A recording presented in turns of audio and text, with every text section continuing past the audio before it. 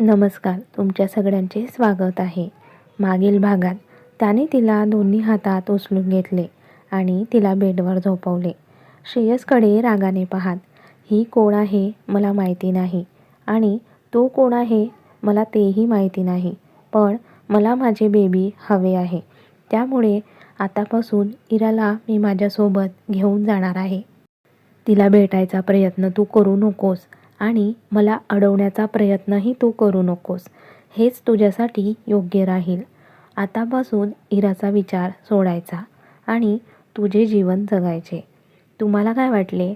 तुम्ही हे सगळं मला सांगणार आणि मी ऐकणार?" श्रेयस पण न घाबरता बोलतो.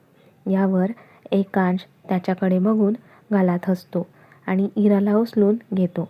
तिला घेऊन तो बाहेर जातच असतो की त्याचा करारी आवाज येतो, "आमच्या मागे यायचा प्रयत्न करू नकोस. हेच तुझ्यासाठी चांगले असेल." आणि तिला घेऊन तो बाहेर येतो.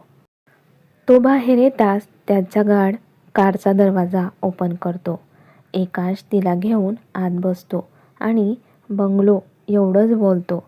श्रेयस त्याच्या मागे जायला निघतो, पण त्याला एकांशचे बोलणे आठवते.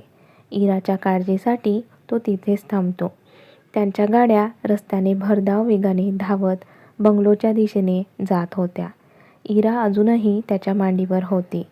एकांश तिच्याकडे एकटक पाहत काहीतरी विचार करत होता. काय वाटतं, एकांशने काय विचार केला असेल? इराचा एवढ्या लवकर स्वीकार त्याने का केला असेल? आता पुढे. तिच्याकडे पाहत तो मनात विचार करत असतो. इकडे श्रेयस मात्र डोक्याला हात लावून तिथेच खाली बसतो. त्याला इराची खूप काळजी वाटत होती. त्यात एकांश तिला घेऊन कुठे गेला असेल हा प्रश्न पण त्याला सतावत होता. कशावरून त्या दिवशी एकांश असेल, कदाचित असेलही, नाहीतर एवढा मोठा हत्ती इराला शोधत इथे कसा आला असेल? नक्कीच त्या दिवशी दोघांना मुद्दाम फसवले असेल. श्रेयस एकटाच बडबड करत असतो, "इरा, तुझ्या पोटात माझी बेबी आहे. त्याला मी या जगात आणेल." हा एकांश अग्रवालचा शब्द आहे. तोच त्यांची गाडी भल्या मोठ्या गेटमधून आत आली. गेट एवढे होते तर बंगलो त्यापेक्षाही मोठा होता. गाडी थांबताच राजू खाली उतरतो आणि मागचा दरवाजा ओपन करतो. एकांश तिला उचलून घेत खाली उतरतो. "राजू, डॉक्टरांना बोलव." एवढंच बोलून मोठमोठी पावले टाकत तो तिला बंगलोच्या आत घेऊन येतो. तिला बेडवर झोपवतो. तोच डॉक्टर पण पळतच येतात. समोर झोपलेल्या मुलीकडे ते आश्चर्याने पाहत असतात, कारण याआधी कधीच एकांशच्याजवळ कोणतीच मुलगी दिसली नव्हती आणि ही तर एकांशच्या बंगलोमध्ये बेडवर झोपलेली होती. तो एक रागीट कटाक्ष डॉक्टरकडे टाकतो. तसे डॉक्टर घाबरून इराला चेक करतात. चेक केल्यानंतर एकांशकडे पाहत, "काळजी करण्याचे काही कारण नाही आहे. कदाचित त्यांनी सकाळपासून काही खाल्लेलं नाही आहे म्हणून त्यांना चक्कर आली असतील. अर्ध्या तासाने त्या शुद्धीत येतील. काळजी घ्या." एवढं बोलून डॉक्टर निघून जातात. एकांश बेडजवळ उभं राहून तिच्याकडे एकटक पाहत असतो. "काळजी तर तुला घ्यावीच लागणार आहे इरा." तिला पाहत असत अचानक त्याच्या कपाळावर आठ्या पडतात आणि त्याला त्या रात्रीचे आठवते. तेव्हा तर तो पण शुद्धीत नव्हता, पण त्यांच्यात काहीतरी झाले हे त्यालाही समजत होते. त्या रात्रीमुळे त्याला खूप लॉस झाला होता. त्याने रागानेच भिंतीवर पंच मारला, पण राग करून त्याला चालणार नव्हते. कारण त्या एकत्र रात्रीमुळे ती त्याच्यापासून प्रेग्नेंट होती. ही गोष्ट त्याला सतावत होती. त्यात बेबीची गोष्ट येताच तो बेबीसाठी खूपच पजेसिव्ह झाला होता. एक दीर्घ श्वास घेऊन तो स्वतःला सावरण्याचा प्रयत्न करत होता. पण त्याला राग करून चालणार नव्हते. त्याला तर तिच्याशी बोलून काही गोष्टी जाणून घ्यायच्या होत्या. त्याच्या डोक्यात सतत हाच विचार चालू होता. त्या रात्री ती तिथे आलीच कशी? तिने हे कोणाच्या सांगण्यावरून तर केले नसेल ना? याचा तो जोपर्यंत शोध घेणार नव्हता तोपर्यंत तो शांत बसणार नव्हता. तो स्वतःला शांत करत चेअरवर बसतो. मागे टेकून डोळे बंद करतो. एवढा मोठा बिझनेसमॅन त्याला समजले ती प्रेग्नेंट आहे आणि त्याने पण ते एवढ्या लवकर मान्य कसे केले हा प्रश्न तुम्हालाही असेल ना. तर त्या दिवशी रात्री तीच त्याच्यासोबत होती. त्यात तिला जो काही त्रास झाला होता त्याला ते पुसट आठवत होते. त्यात तिला पण काहीतरी दिले गेले आहे म्हणून ती त्याच्याजवळ जात होती. त्यात एकांचे पण तसेच काहीसे हाल होते. हे सगळं आठवत असताना त्याचे डोके दुखायला लागले आणि त्याने डोळे उघडले तर इराला शुद्ध येत होती. इरा ही आपल्या कथेची हिरोईन. दिसायला परीसारखी सुंदर, खूप बडबड करणारी आणि चुलबुली. तशी असली तरी परिस्थितीनुसार समजून घेत खूप समंजस होती. चांगल्यांची चांगली आणि वाईटांची वाईट. भांडण्याच्या बाबतीत एक नंबर. काळे सिल्की केस जास्त लांब न होते पण तिला शोभतील असेच होते. हळूहळू तिला शुद्ध येत होती. डोळे किलकिले करून तिने उघडले. आधी तर तिला समजलेच नाही ती कुठे आहे म्हणून. हळूहळू ती तिची नजर पूर्ण रूमवरून फिरवू लागली. रूम तिला अनोळखी वाटली. नजर फिरवत असताना तिचे लक्ष समोरच्या व्यक्तीकडे गेले. ती व्यक्ती पॅन्टच्या खिशात हात टाकून तिच्याकडे रोखून पाहत होती. त्याची ती रोखलेली नजर बघून तिने भीतीने आवडा गिळला आणि उठून बेडला टेकून बसली. इकडे तिकडे पाहत तिने फक्त श्रेयसचे नाव घेतले. तिने विचारून पण तो काहीच बोलला नाही. तिने पुन्हा भीतीने एक आवडा गिळला. ते तुम्ही मला कुठे घेऊन आला आहात? आणि श्रेयस, ती पुढे काही बोलणार की त्याचा करारी आवाज येतो. श्रेयस इथे नाहीये आणि येणारही नाही. काय येणार नाही इथे? यावर तो काहीच बोलत नाही. मी कुठे आहे हे तरी सांगा. तू माझ्या बंगलोमध्ये आहेस. मी तुमच्या बंगलोमध्ये कशी? ती बेडवर उभी राहून त्याला विचारत होती. तिला बघून एकांश मनातच बोलतो, ही वेडी आहे का? अशी का वागत आहे? तुम्ही मला इथे का घेऊन आला? मी तुम्हाला ओळखतही नाही. ओळखत नाही ना? मग आता ओळखायला शिक.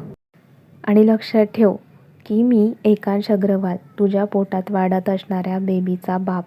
मीच तुला इथे बंगलोमध्ये घेऊन आलो आहे माझ्या बेबीसाठी आणि तू इथेच या बंगलोमध्ये राहणार आहेस. काय? ती शॉक लागल्यासारखी ओरडत बोलते. इथे घेऊन आलोय तर एवढी शॉक तू झालीस.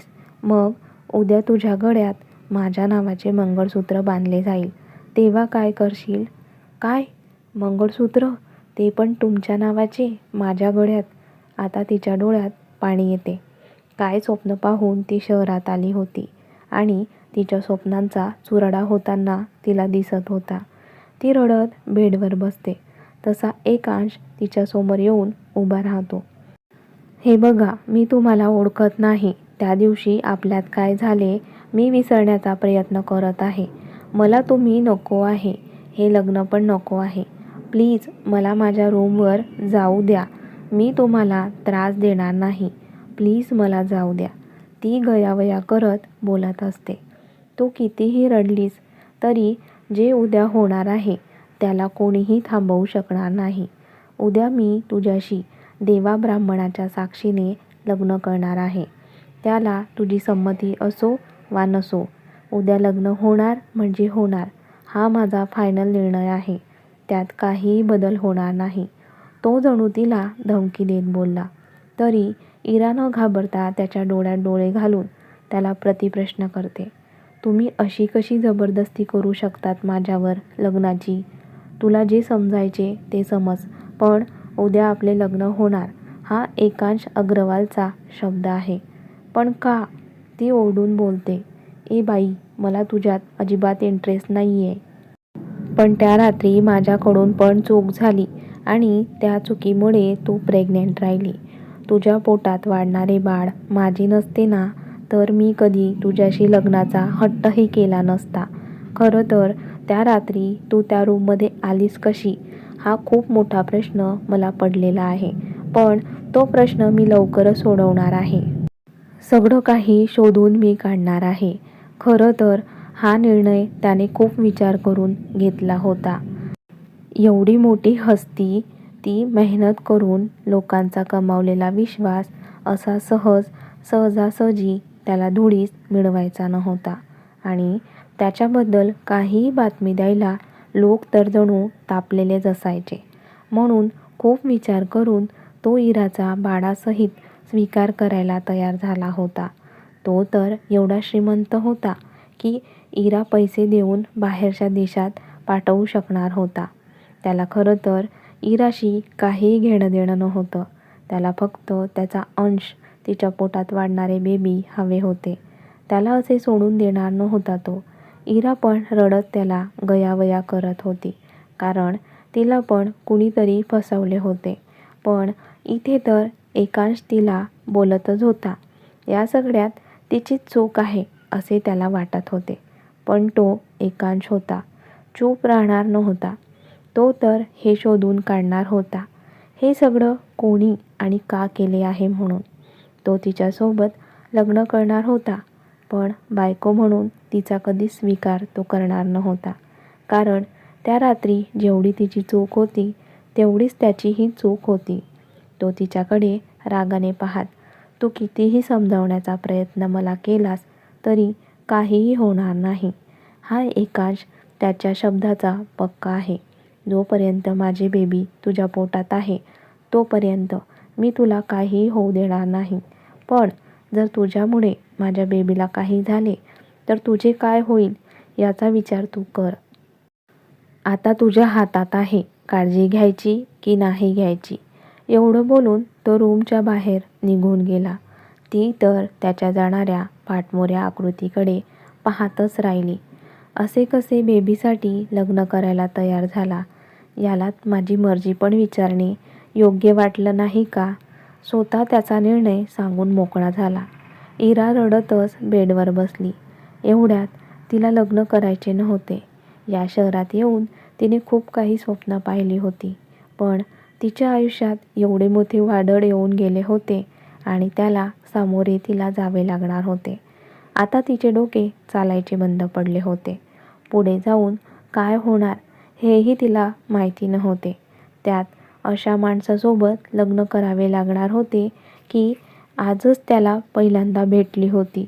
नाही नाही, माझ्याबद्दल निर्णय घ्यायचा अधिकार त्याला कोणी दिला? ती अश्रू पुसत बोलते. मी असे होऊ देणार नाही. ती उठून उभी राहत बाहेर जायला निघते, पण तोच तिच्या मनात विचार येतो. मी मगासपासून एवढा जीव तोडून त्याला सांगितले, पण तो त्याच्या निर्णयावर ठाम होता. कशावरून? मी सांगेल तसेच तो करेल. तिला आता खूप रडू येत होते. पुढे जाऊन तिच्या आयुष्यात काय होणार आहे हेही तिला माहिती नव्हते. जे नियतीने ठरवले आहे त्याचा स्वीकार तिला करावा लागणार होता. ती हुदके देऊन एकटीच रडत होती. तोच दरवाजावर टकटक आवाज आला. आधी तिने दुर्लक्ष केले, पण पुन्हा आवाज आला. स्वतःला सावरत उठून उभी राहिली. कोण? एवढंच ती बोलली. मॅम, ते मला एकांत सरांनी पाठवले आहे. मी आत येऊ का? हो, या आत. तो दरवाजा ओपन होतो आणि 3-4 लेडीज आत येताना तिला दिसतात. त्यांच्या हातात बॅग पण दिसत होत्या. त्यांना बघून इरा तर गोंधळून त्यांच्याकडे पाहत असते. त्या लेडीज सगळ्या वस्तू बेडवर ठेवतात. हे सगळं काय आहे? मॅम, यात तुमच्या लग्नाचा घागरा आणि त्याच्यावर लागणारी ज्वेलरी आणि बाकी सगळं आहे. ते सगळं बघून इराला एकांतचा खूप राग येतो. हा माणूस स्वतःला काय समजतो काय माहिती. समोरचा या गोष्टीला तयार आहे की नाही याचे त्याला काही नाहीये. इरा रागाने त्याने पाठवलेल्या वस्तूकडे पाहत असते. मॅम, तुमची तयारी करायला आम्ही मदत करणार आहोत. ते तुम्ही मला काही वेळ एकटीला सोडाल का प्लीज? ती विनवणी करत बोलते. त्या लेडीज एकमेकांकडे पाहतात, कारण त्या तिला सांगणाऱ्या कोण होत्या ना? त्या तर दुसऱ्यांच्या हुकमांचे पालन करत होत्या. बरं ठीक आहे, पण प्लीज तुम्ही जास्त वेळ लावू नका, नाहीतर सर आम्हालाच ओरडतील. त्या बाहेर जाताच इरा दरवाजा बंद करून घेते आणि तिथेच दरवाजाला टेकून खाली बसते. खूप रडू येत होते तिला. आता तिला तिच्या आईबाबांची आणि श्रेयसची खूप आठवण येत होती. देवा, काय होतं आहे माझ्या आयुष्यात आणि माझ्यासोबतच का होते? मी कधीच कुणाचे वाईट केले नाही. मग का माझ्यासोबत हे सगळं? ती रडत रडत बोलत असते. तिथून पळूनही ती जाऊ शकत नव्हती. इकडे श्रेयस तिथे बसून बराच वेळ विचार करत होता. त्याला माहिती होते एकांश अग्रवाल एवढी मोठी व्यक्ती आहे, त्याच्याबद्दल पोलीस स्टेशनला जाऊन पण काहीही होणार नाही. तिथे गेल्यावर त्यालाच वेड्यात काढतील माहिती होते त्याला. तरी तो कुणाला तरी फोन करून जे काही झाले ते सगळं सांगतो. पलीकडून ती व्यक्ती एवढंच बोलते, श्रेयस, जे झाले आहे ते आता एकांश सोडवेल. तू त्याच्यापासून लांबच राहा. हेच तुझ्यासाठी चांगले राहील. नाहीतर उगाच तुझी चुकी नसताना तुला त्रास होईल. ती व्यक्ती कशी आहे हे तुला वेगळे सांगायला नको. एकांश बाहेर येताच त्याने राजूला सांगून काही माणसे श्रेयसवर नजर ठेवायला सांगितले होते. तो काय करतो, कुठे जातो, कुणाशी बोलतो, सगळे डिटेल्स एकांशला हवे होते. एकांशच्या माणसांनी राजूला कॉल करून सांगितले. श्रेयसने कुणाला तरी फोन करून जे झाले ते सगळं सांगितले. राजूने ते एकांशला सांगितले, राजू, या श्रेयसवर चांगले लक्ष ठेवा. त्या मुलीसाठी तो नक्कीच काहीतरी करेल. येस सर, तुम्ही काळजी करू नका. मी आधीच आपली माणसे तिथे पाठवली आहे. गुड. एकांश एवढंच बोलतो. बरं, मी सांगितलेले दुसरे काम झाले का? हो सर, सगळं रेडी आहे. बरं ठीक आहे. राजू निघून जातो. पण तो मात्र इरझाऱ्या मारत विचार करत असतो. त्याच्यासाठी हे लग्न, ते बेबी स्वीकारणे सोपे असले तरी तो आतून घाबरलेला होता. कारण त्याची फॅमिली मोठी होती. खूप मोठा प्रश्न होता तो म्हणजे त्याच्या फॅमिलीला तो कसे समजावणार होता, इराबद्दल काय सांगणार होता. हे सगळं विचार त्याच्या डोक्यात चालू असतात. त्याला खूप राग येतो आणि तो रागातच फ्लॉवर पॉट जमिनीवर फेकतो. खूप राग आला होता त्याला. किती वस्तू फेकाव्या आणि फोडाव्या असे त्याला वाटत होते. पण असे वागून त्याला चालणार नव्हते. त्याने एक दीर्घ श्वास घेऊन स्वतःला शांत केले. तोच दरवाजावर नॉक झाले. येस, त्याचा करारी आवाज आला. सर, ते खाली सगळे रेडी आहे. पंडितजी पण आले आहे. ते तुम्हाला खाली बोलवले. हो, आलोच. एवढं बोलून तो त्याचा आवरायला निघून गेला. आता त्याचं लग्न आहे तर चांगले तयार तर व्हावेच लागणार होते त्याला. छान तयार होऊन तो हॉलमध्ये आला. थोड्या वेळात का होईना हॉल वेगवेगळ्या फुलांनी खूप सुंदर प्रकारे सजवण्यात आला होता. तो इकडे तिकडे पाहतो तर इरा त्याला दिसत नाही. तो कपाडावर अंगठा फिरवत, ही अजून आली नाही का? त्याने पाठवलेल्या लेडीज पण खाली मान घालून तिथे उभ्या असतात. तोच पंडितजींचा आवाज येतो, नवरा मुलगा आणि नवरी मुलगी पाटावर येऊन बसा. तसा एकांशचा करारी आवाज येतो, जा जाऊन तिला घेऊन या. त्या लेडीज तर घाबरतच पळत इराला घ्यायला जातात. इकडे इराने रडून रडून चेहरा पूर्ण खराब केला होता. त्या सगळ्या सामानाकडे ती रडत रडत पाहत होती. लग्न म्हटलं म्हणजे एका मुलीसाठी किती आनंदाचा क्षण असतो. नवीन नात्यात, बंधनात आपण अडकणार असतो. नवीन माणसांशी जोडले जाणार असतो. आणि सगळ्यात जास्त विश्वास तर आपल्या होणाऱ्या नवऱ्यावर असतो. कारण त्या अनोळखी घरामध्ये तोच एक ओळखीचा वाटत असतो. तसेच इराचे लग्नाबद्दलचे काही स्वप्न होतीच, पण ते आज चूर झाली होती. एका चुकीमुळे तिच्या आयुष्यात वादळ आले होते. पुढे जाऊन काय होणार हे ना तिला माहिती होते ना त्याला माहिती होते. काय वाटतं, इरा लग्न करेल का एकांसोबत? त्यासाठी पाहत राहा कथेचे पुढील भाग. आणि कथेचा हा भाग कसा वाटला कमेंट्स करून नक्की कळवा. व्हिडिओला लाईक करा, जास्तीत जास्त शेअर करा. त्याचबरोबर आठवणीने हाईप करा आणि तुमच्या सगळ्यांच्या आवडत्या लाईव्ह मराठी स्टोरी चॅनलला पण सबस्क्राईब करायला विसरू नका. धन्यवाद.